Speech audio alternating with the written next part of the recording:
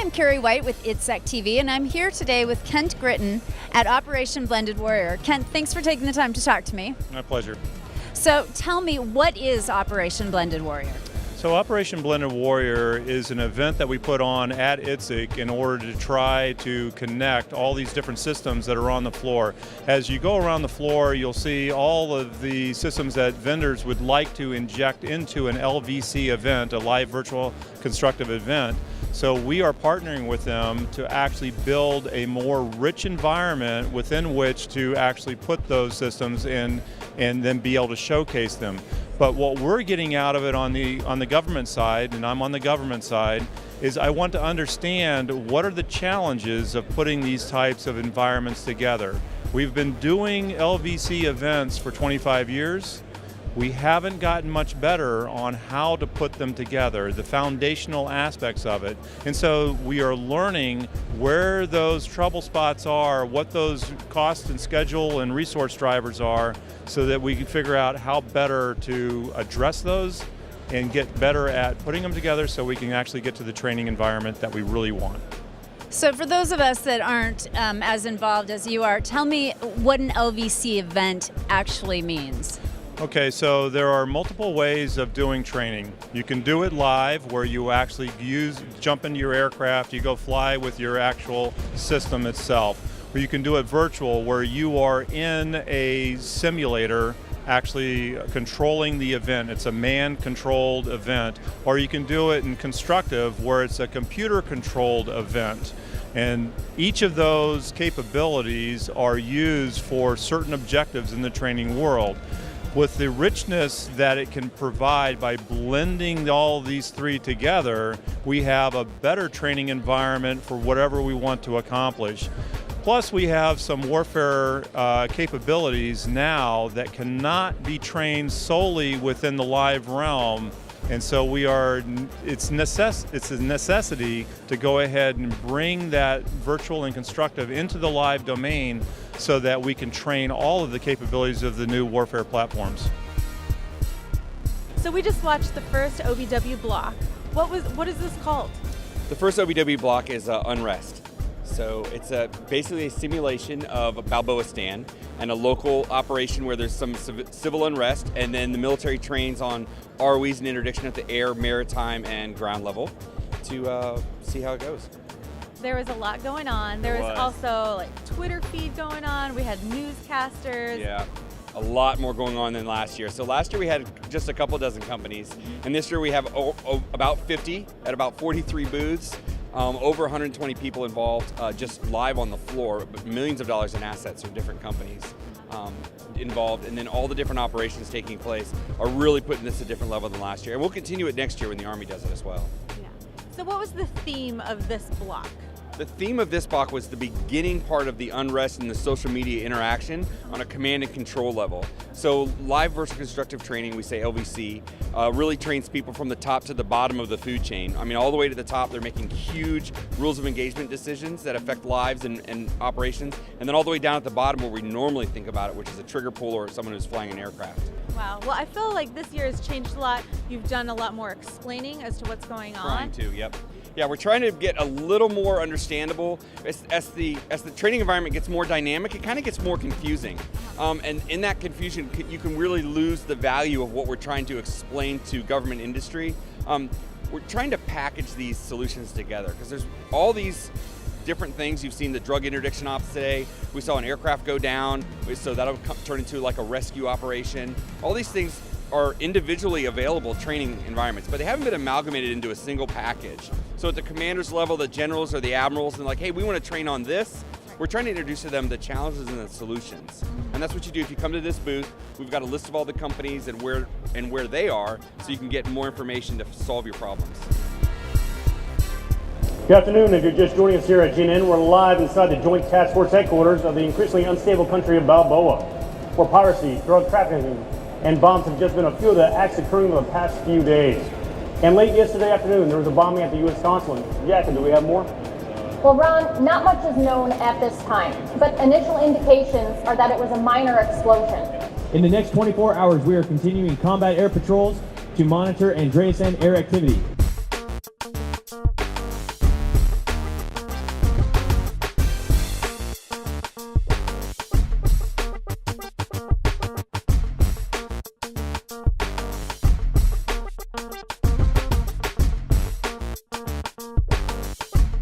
Hi, I'm Carrie White with ITSEC TV, and I'm here at Operation Blended Warrior with Commander Gay.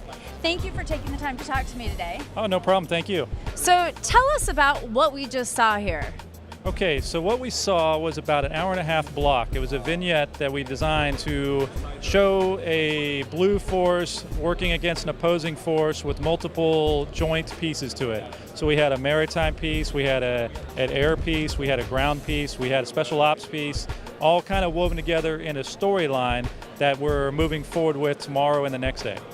Wonderful. And what type of training does this provide to the people watching? That's a great question. There's a high level of operational training where you're looking at staffs trying to make decisions. We focused a lot on rules of engagement yesterday, command and control, where you're working here with a simulated joint force commander and his task forces underneath, but it also goes all the way down to the tactical level where you have the actual people operating the machinery getting training that way as well. I'm here with Lieutenant Colonel Sharsh. Thank you for joining me today. Thank you. Thanks for having me. So we are at Operation Blended Warrior, and tell me a little bit about what was taking place today and how this was different from what we saw yesterday. Yeah, so yesterday in the previous blocks, it was more of the kind of the road to conflict. Obviously, we don't just jump into a conflict in the middle. We start with minor things happening and then things escalating to more and more conflict. So now we're at a point where we're still trying to provide stability operations within Balboa, but the northern country of Anderson is becoming more aggressive in their posture, and they're trying to take advantage of the political instability. So as that's occurring, we have limitations in how we can act and respond to the threats that are occurring. So, what are some of those limitations? So we have enemy air defenses, surface-to-air missiles that we have to worry about. There's obviously a MiG aircraft that we have to worry about that are coming in and coming into the southern areas where we're trying to provide that stability operations. So what steps are you taking to overcome some of these challenges? So initially our rules of engagement were set very tight. We didn't want to escalate this any more than necessary. But as the situations change, the National Command Authority changes their rules of engagement. So they loosen those up. So now we have more freedom to engage those enemy air defenses and threats that are preventing us from being able to provide that stability. So that lets us be a little bit more aggressive in taking out those threats proactively versus having to work constrained in a box to try and protect and maintain that the peace in Balboa. That's the live jet, and it's completely pulled into the simulation environment, and they're interacting as if everybody's down in Southern California or off the coast there. The jet in Iowa thinks that it's in Southern California. The jets, of course, over on the show floor, they don't care where they're at. They're happy to be wherever we tell them to go. But this is live video streaming from the jet as it's flying airborne. We've got a utility data link that's pulling the simulation data off the jet and pulling the instrumentation also, and sending it to the show floor of a long-haul data link. And then after we bridge it onto the network, we get it back onto the show floor so everybody else can see it.